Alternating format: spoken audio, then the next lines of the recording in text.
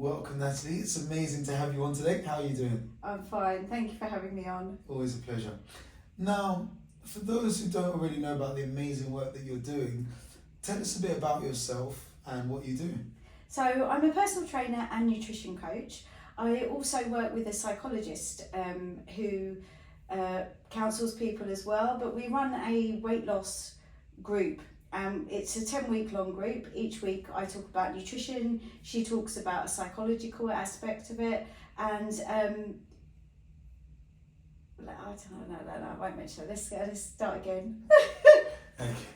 So, I thought it would be good to bring that in, but then I thought actually maybe not, because I'm waffling a bit. I would say, let's stick speaking more about you, yeah. because again that could come in towards the end and saying and be like, oh, speaking about this, it's not only me, also we have the team who come in. So I think that will come into play better later. I think. Okay, cool. Because otherwise they'll be like, who's the psychologist? Yeah. They'll be like, I only see two of them here.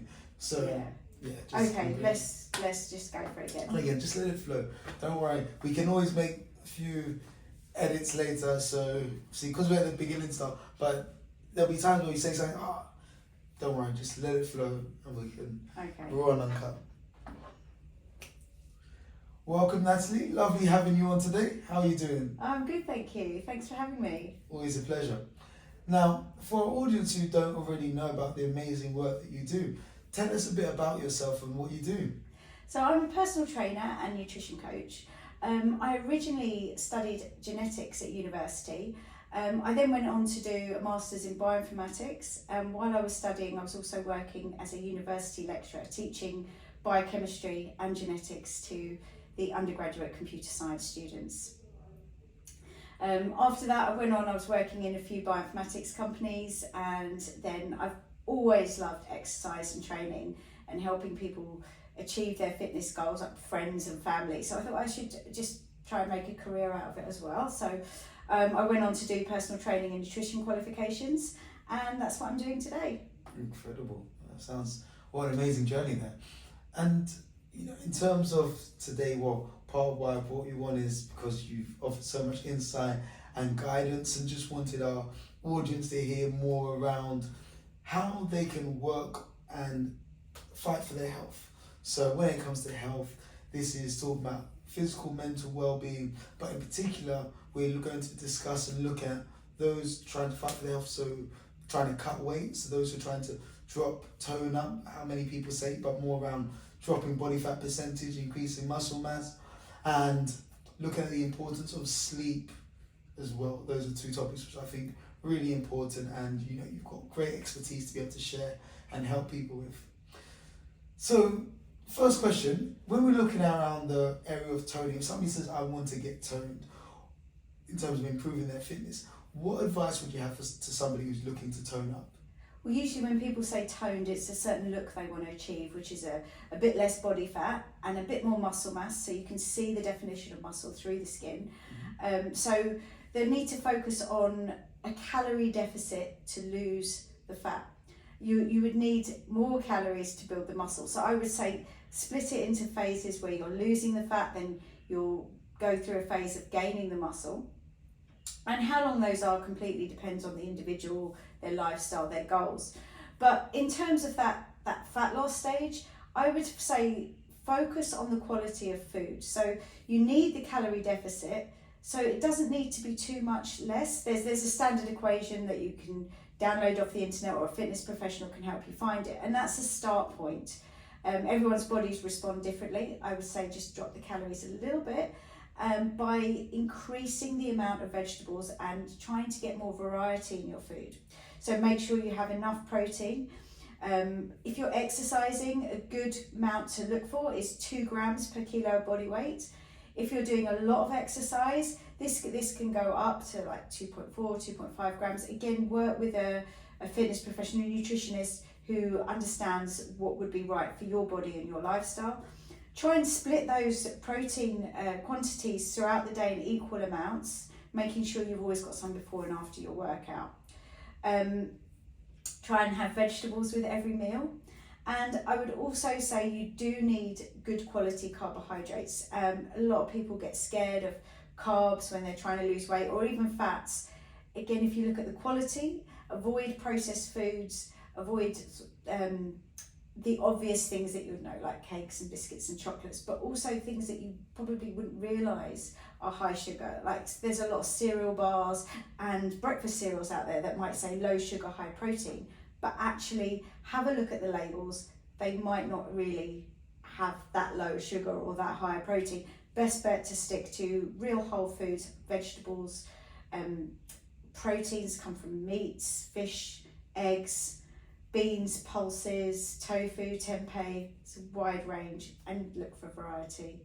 Incredible. See, that you're answering my questions before I've asked them. That's incredible. So the values there. So that comes to sort of quality of foods. You said the quality of carbohydrates, but you shared some different foods that we can have in terms of that. I think the protein into the carbohydrates and the fat sources. In terms of fats, if we were to look at good quality fats, because you said meats and meats and fish and eggs for the protein as a good source,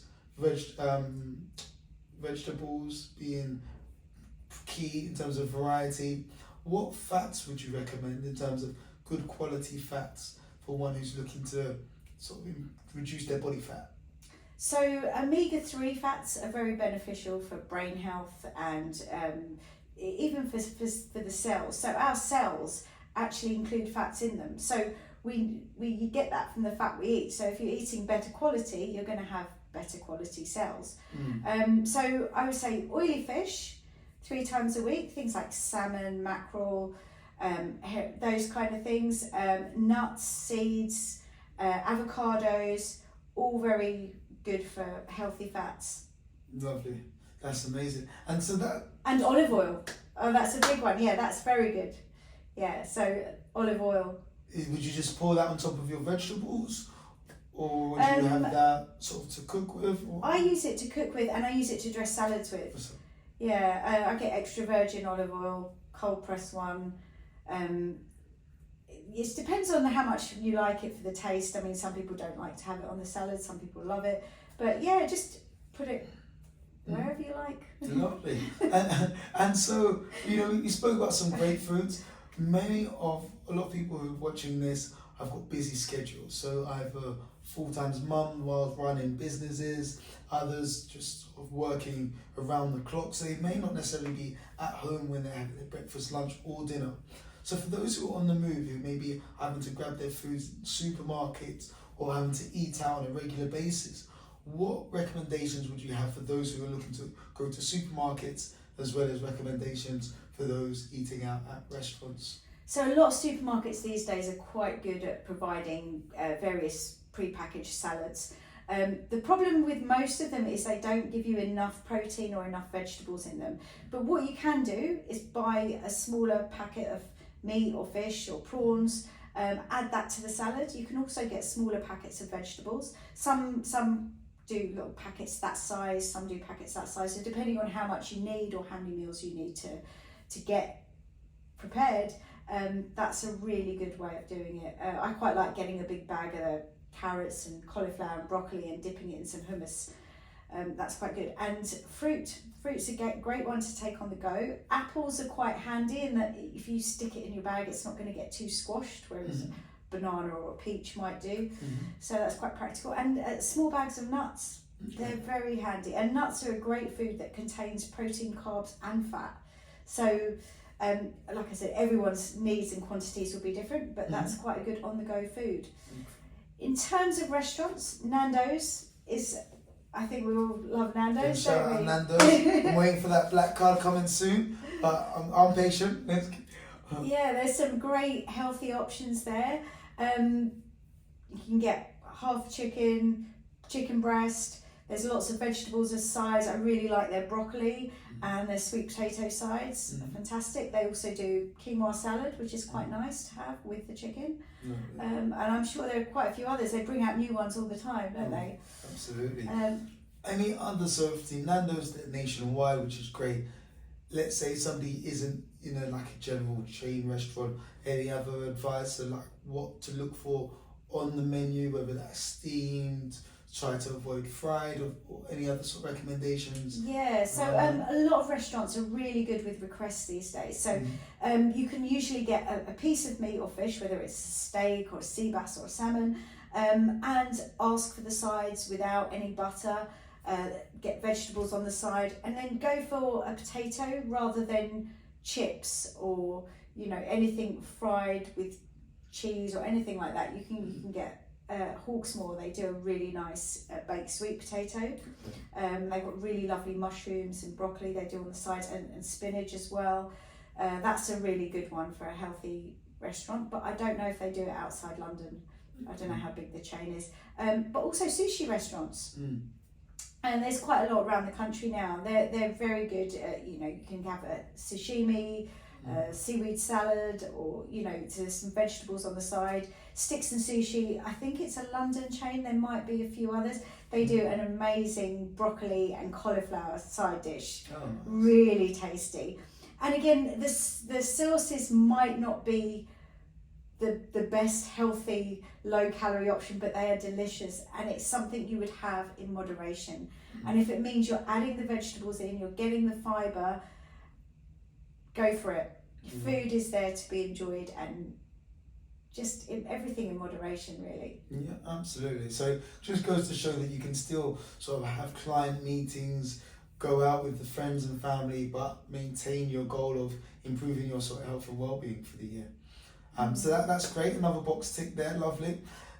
Another topic which is often mentioned, and many people struggle with, myself personally, is sleep deprivation. So on average, my days normally finish around 10, 11 o'clock, starting between sort of 5 and 6. Now that doesn't allow for much sleep.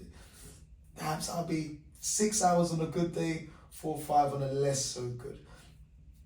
We make it work, but is it not to say, I understand there's a lot of room for improvement in that space. How important is it to maintain a good sleep pattern if you are trying to improve your health and sort of drop your body fat? It's essential. So sleep is the foundation of all our health aspects. So once you've got good quality sleep, everything else becomes more achievable. So average sleep requirements range between 7 and 9 hours. Obviously everyone's different, there'll be outliers to that, but between 7 and 9 hours of good quality sleep is optimal. Now our body runs on what's called a circadian rhythm. So it's basically every cell in our body has its own little clock, and it's told when to do any biological function. So that's when to repair itself, when to regenerate. All those things are regulated by these clocks, and this is in turn regulated by light, by food, by movement. So everyone's evolved on this planet for years and years with the sun rising and setting, and so have our cells. So everything's coordinated with seeing the light in the morning and it's setting in the evening, and then within that time we should be eating and moving while we're up. When we start to do things out of that timeline, things start to go wrong, and things start to go wrong on a cellular level. Now, that doesn't mean to say if you have one bad night's sleep, that's the end of it. It just means that consistent, good, regular sleep, going to bed at a set time, getting up at the set time, is optimal. Now, if that can't be managed, if you can get a power nap in, afternoon nap, that will be really good. Excellent. 2 questions. How long should that power nap be? And what's I forgot the name, I feel it's like leptin or... Oh, the hormones, yes. Yeah, talk to me a bit more through the hormones in terms of the importance.